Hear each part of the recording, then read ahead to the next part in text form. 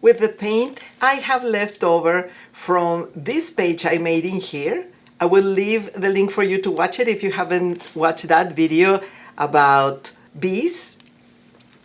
I decided to use that paint to make some mushrooms. Why? Because they are fun.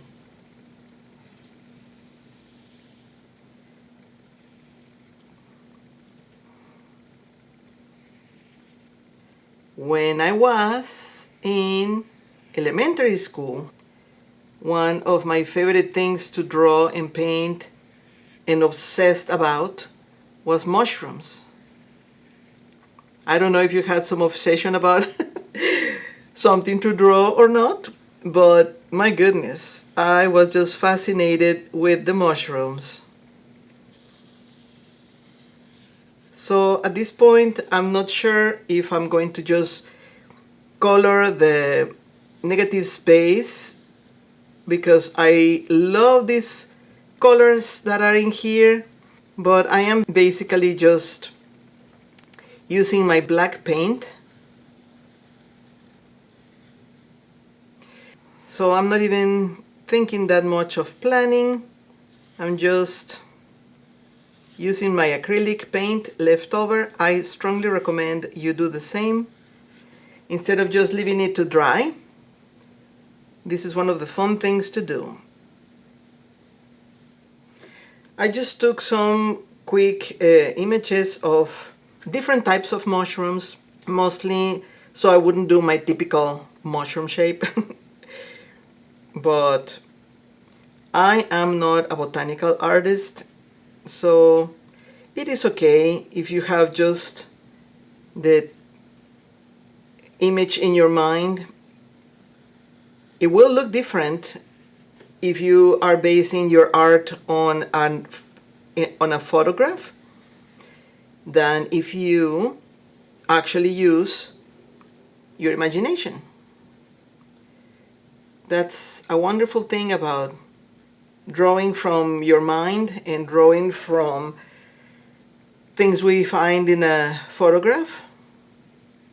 It is quite different. I am very tempted to just continue doing this. No particular reason. Okay, with a little bit of water and maybe a little bit of the yellow that I still have left over, I'm gonna darken the part over here of this particular design. I am using only the colors that I have already out, but it is a lot of fun to start something new unplanned from something that you already had.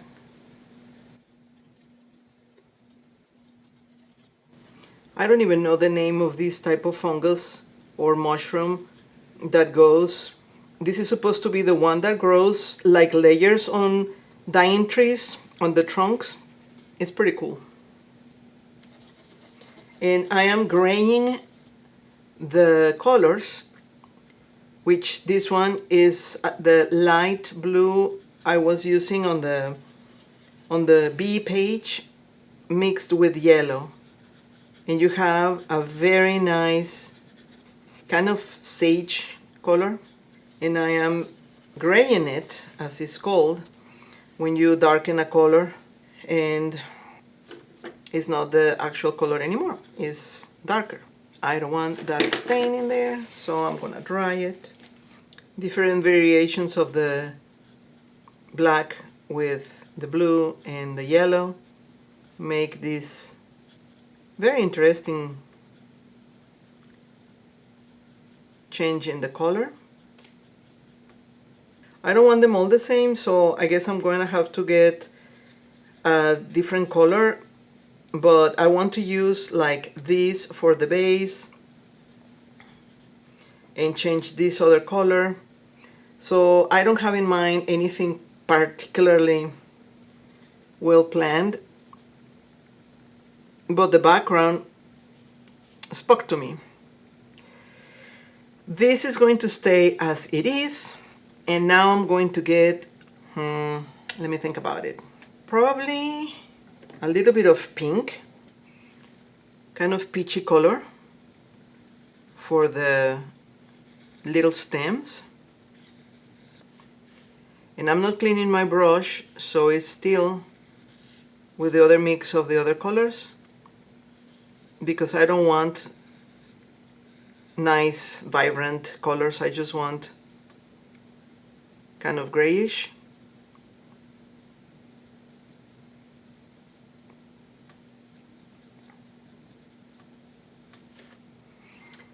Okay.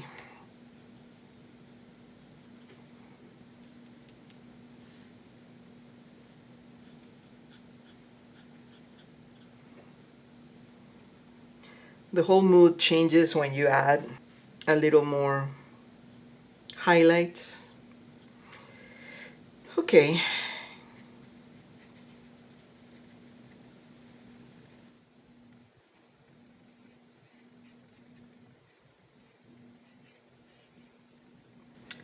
For this in particular, I'm going to leave it with these crazy colors in here because it looks like fun.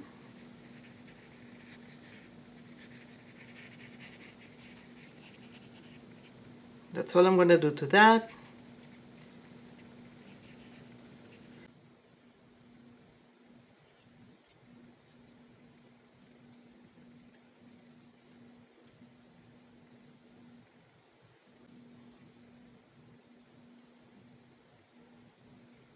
And with a different brush, so not all the stuff looks the same, I'm going to make some texture over here.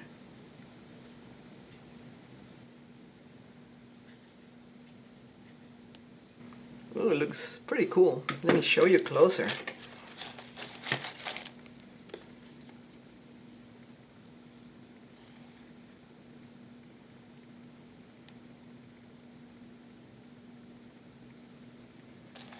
Okay. Let me think for a minute what I'm going to do with the shapes in here, because I could paint everything in a lighter color, but then I would lose the kind of squarey parts, which wouldn't be too bad, but I would like to think a little bit more. I can also put some other floating things over here, but yeah, I think I'm going to go, well, first I'm going to go back again around these other shapes so we don't lose them, and I can always repaint the outlines so we have them back again, back and forth.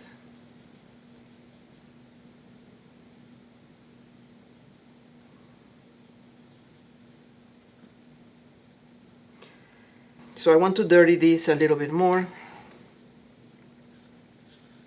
so there's a contrast with the whitish creamy color that I'm going to be putting in here. So this pops and this pops. Yeah, I'm gonna do that. Okay, let's see how it goes. I'm using my, hold on, let me put a paper on there.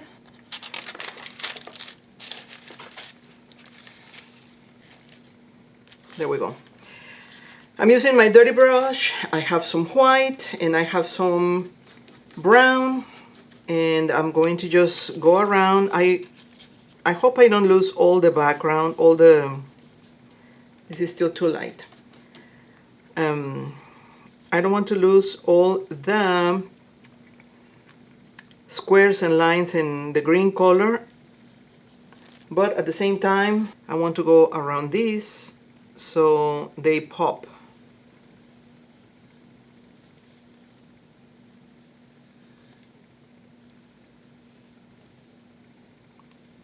And I can always come back and mix again or bring again the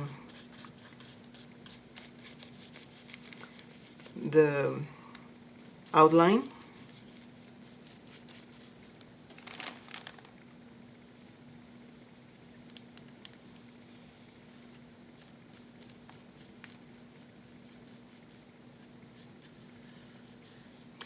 So this is a rough blending of colors. I'm leaving the background and the brush strokes show. I think it will work for this particular project.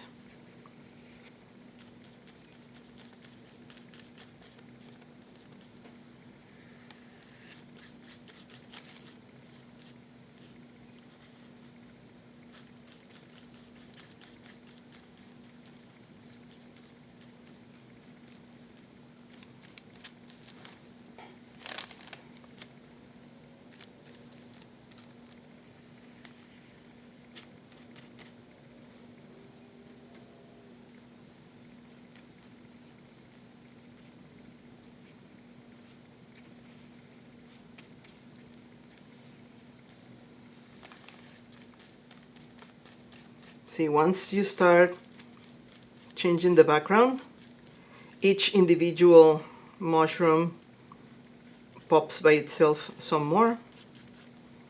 And I don't want to lose this green, so I'm happy that it's still here. I'm going with a lighter version on this one in particular because it's so dark.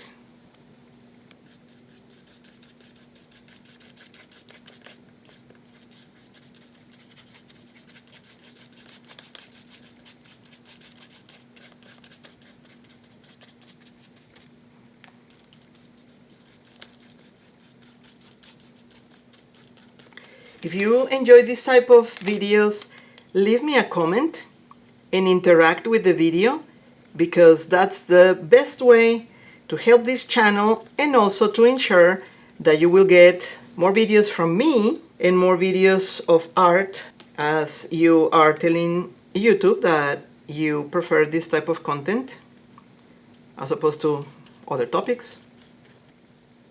And I always love to hear from you, so if you're watching still right now, thanks for staying and sticking around.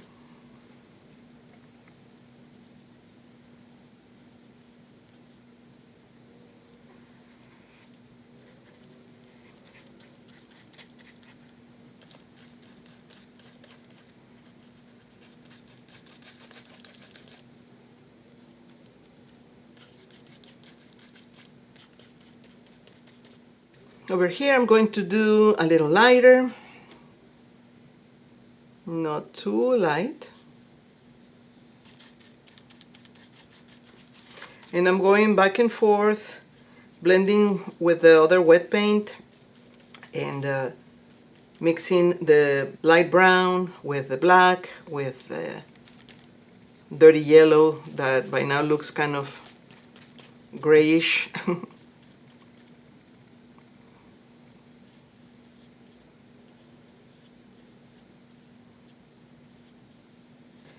You can mix with water, which is what I'm doing, a very small amount of water, or you can mix with a medium, which is a lot of fun as well.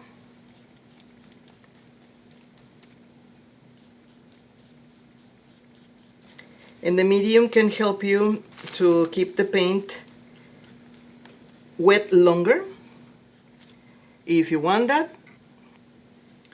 So you can finish mixing and blending and marking a little bit of the edges that you might want to change.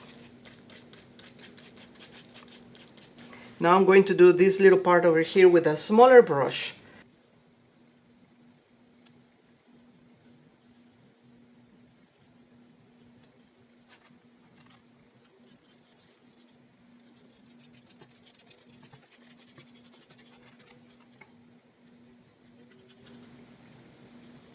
I'm going to have to go again with the black to outline again the mushrooms in this corner, but overall I'm pretty happy.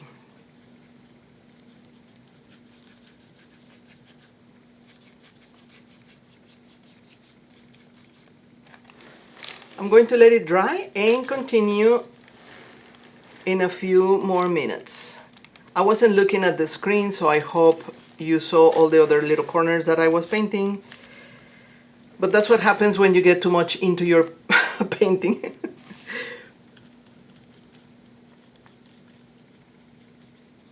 Okay, I'm going to let it dry. This is next day, and I'm not too enchanted with the colors today. The composition is okay, although it could have a few other more things in the middle, but I'm going to leave it like that. However, I do not like the background. I want it lighter. So I'm going to be using this, I'm going to be mixing this acorn with white to make a very light version of this. And I hope the light is showing what I'm seeing here, because sometimes the light makes everything different. Okay, I will be using a small brush. I could be using a larger one, but I want to go around the little parts. Now let's talk about what I'm thinking of colors. This would be okay on this color. I need to outline after I put the new background. This, I would like it a little more sage, which I think this will be excellent because it is a more serious green. And I love all kinds of green, but I don't want it to look like this. So this one, this type of mushroom, it looks like a pine tree sort of thing. But if I make it a little more beigey, a different type of color than this, maybe lighter or maybe darker than this, I'm not sure quite yet, it will not look like this other one. And although I love the color and I wanted to keep more of the green in the background, I see that it's not going to be what I wanted at the end of the day. As for this other mushroom, I want it red. So I'm going to have a little glaze of some reddish color. And after I finish the layer of acrylic paint in a lighter version of this background, I will decide what I do with the stems of all the mushrooms, except for this one. I like this one. This one I think I'm gonna leave it just like that, maybe add a little bit more texture, but I like it. This other mushroom, I think I'm just going to highlight for texture, but I'm liking it well. And this probably will be a little lighter depending on what happens with the background. So here we go.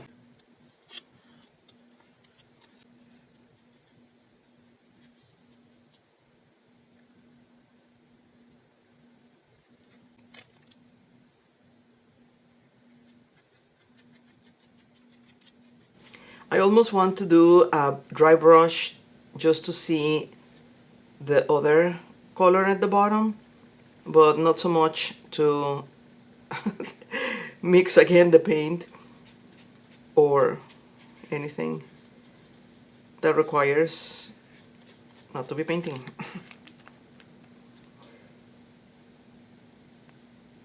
I will leave a lot of brush strokes, but I'm afraid the bottom of the first layer of background is not going to be showing.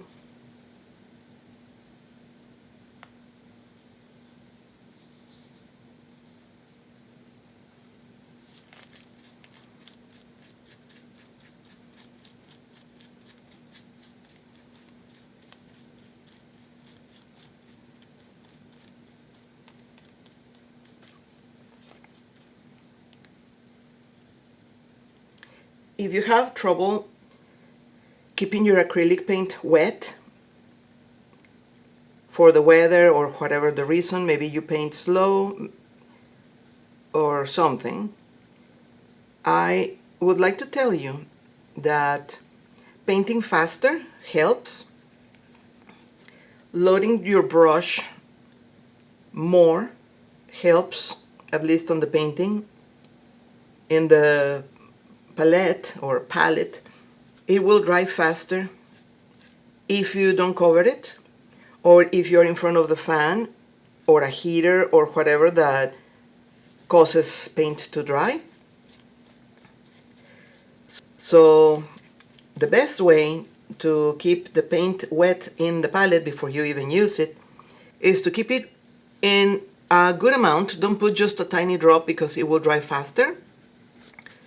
Keep it far from any fan or, any wind, any currents, anything like a heater or something that will, I don't know, I mean, depending on the weather of the year or where you're located, heat, cold, and fans make the acrylic paint dry faster.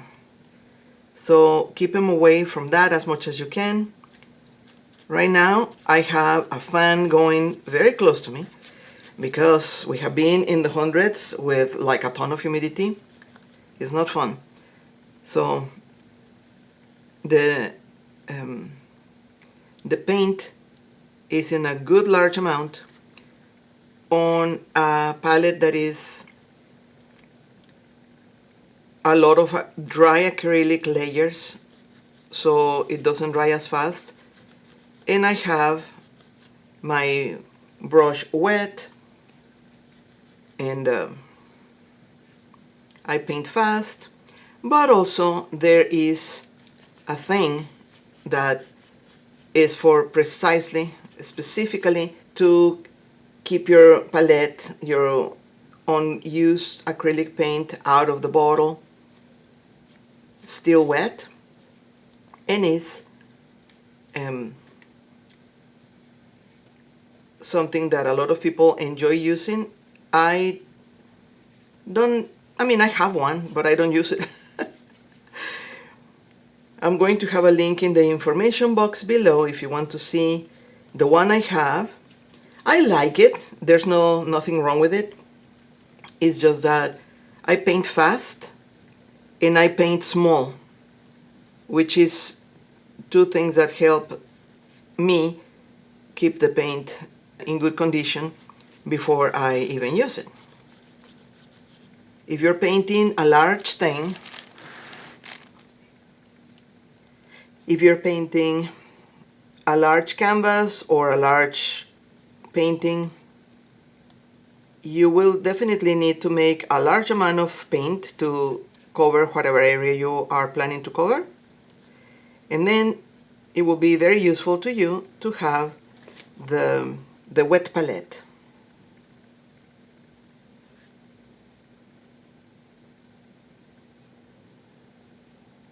Or you can make one. You get some type of a Tupperware or plastic box, plastic container, and have your napkin or a rag wet, and then some type of wax paper or parchment paper so that you can put that on top, and on top of that you add your acrylic paint, little puddles that you will be using, and that will keep them wet. And if you need a large amount of the whatever color that you are needing to keep wet, or for next session or something, then you have that plastic container to close so that, wow, this was a lot, so that your paint remains moist. Now a question, why so many people hate the word moist? I remember for a while there was this hate for hating the word moist. I don't understand the reason, but it's funny.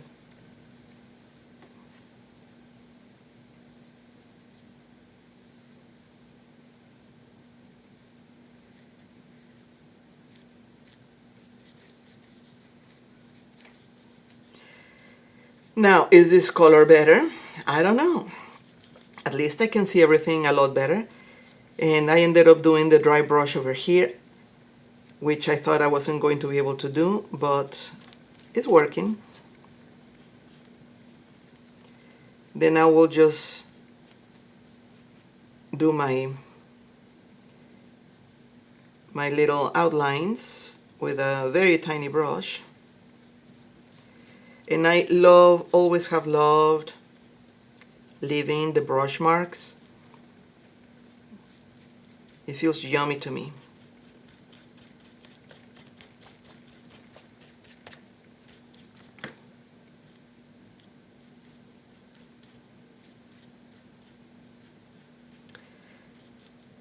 And somebody was saying in a comment a while ago that they couldn't do this and they couldn't do that, and their painting was going to be ugly and whatever. I'm going to repeat the old saying that eye is beauty, not eye. Beauty is in the eye of the beholder. So go to a gallery, go to a museum. I'm going to show you one particular painting that always, whenever I go there, I see the painting again, it catches my eye, because to me, the very first time I saw it, it looked like sort of an effort, not even the best effort, of a junior high art. I thought, why is this thing in here? Then I read the story. The woman was in a hurry. She paints a different style, but she saw that moment and she wanted to capture it. So that's as fast as she could work, left it all flat, no outlining, which I mean is not necessary to outline anything, but no more work into each part of the painting. And yet she sold it for thousands and is hanging in a museum. That goes to tell you, even if you are at that moment feeling stressed because you're not liking what you're producing, somebody will love it. It will speak to somebody. So don't be harsh on yourself. Seriously, don't be hard on yourself. The painting should bring you pleasure. Just the act of painting should bring you pleasure. Then it should be something that you like. Then, in third place, if not fourth, should be somebody liking it. So don't be hard on yourself. It's not related to the pleasure you can have by working on your, in this case, our journal or sketchbook, compared to the joy of the act of painting. And now I can see that this color and the mushroom stems are the same. So I see another layer in the future. And that's perfectly fine. I would like for you to tell me, if you're still watching, do you prefer long videos, or do you prefer shorts? Because I try to have all my painting sessions as short as possible. If I don't spend time drying, it will be more or less that time, because it is possible to have something in a few minutes. It is completely possible.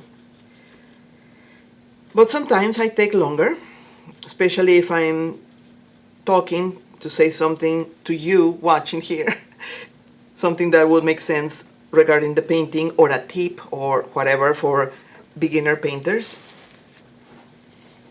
Because I don't want anybody to give up their painting passion or hobby, or just, their me time that they want to spend painting. I don't want anybody giving up on that because the thing turned out ugly. Now look at this. At this moment, if I was trying to paint realistic mushrooms, I would be so frustrated thinking, this is garbage, and just give up and never touch a paintbrush again.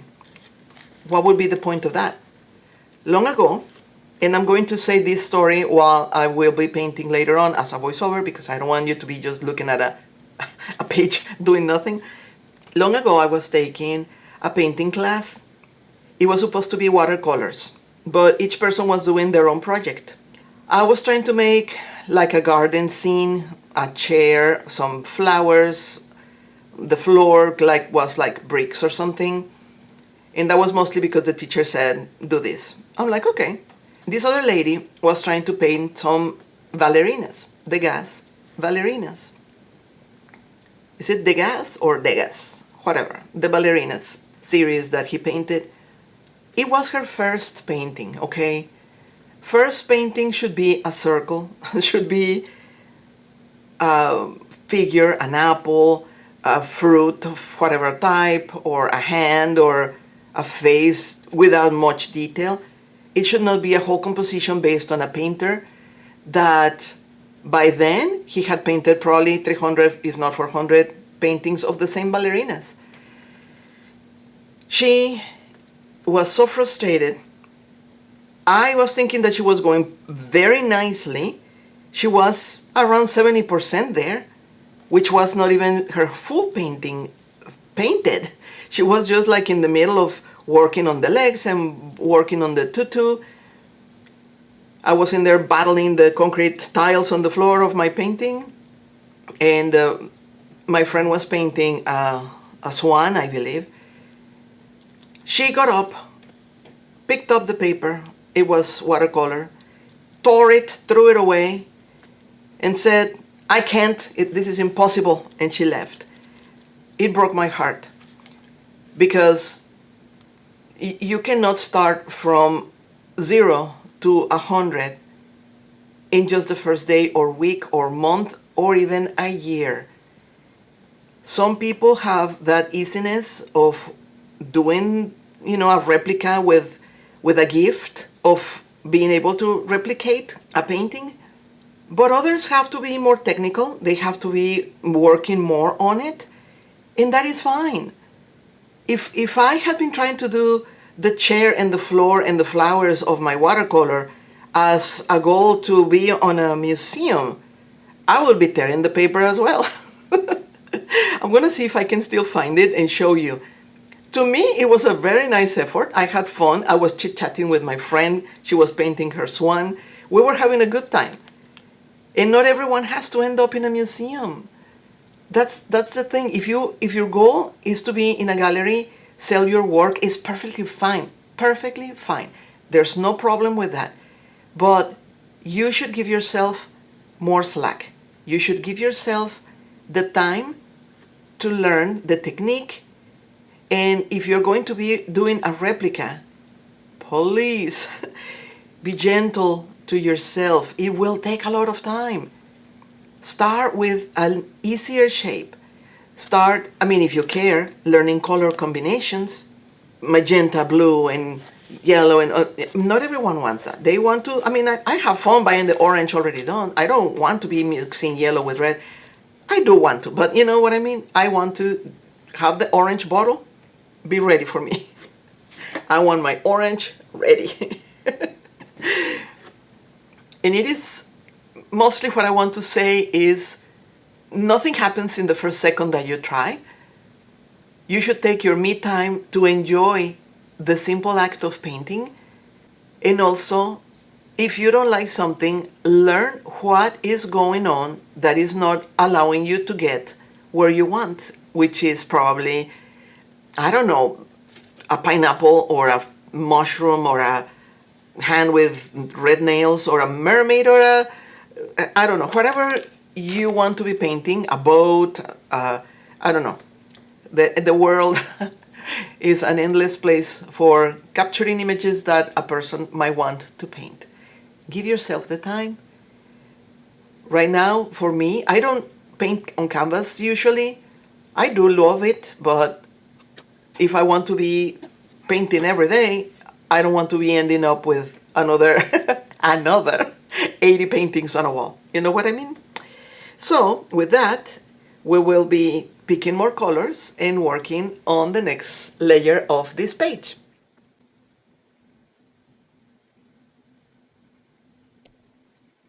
From this point on, the video is at a faster speed because I'm not sure who wants to see me outline with a marker. Some things to consider from this video.